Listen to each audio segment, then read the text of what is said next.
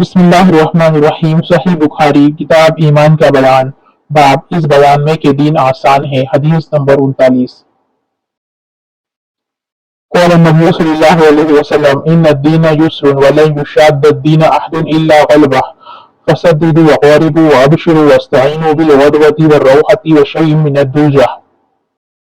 ترجمہ، نبی کریم صلی اللہ علیہ وسلم نے فرمایا، بے شک دین آسان ہے، اور جو شخص دین میں سختی اختیار کریں گا تو دین اس پر غالب آ جائیں گا اور اس کی سختی نہ چل سکیں گی۔ بس اس لیے اپنے عمل میں پختگی اختیار کرو اور جہاں تک ممکن ہو میانہ روی برتو، اور خوش ہو جاؤ کہ اس طرز عمل سے تم کو دارین کے فوائد حاصل ہوں گی، اور صبح اور دوپہر اور شام اور اسی قدر رات میں عبادت سے مدد حاصل کرو۔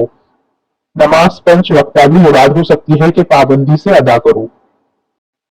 Translation: The Prophet ﷺ said, religion is very easy, and whoever overburdens himself in his religion will not be able to continue in that way. So, you should not be extremists, but try to be near to perfection and receive the good tidings that you will be rewarded, and gain strength by worshipping in the morning, the nights.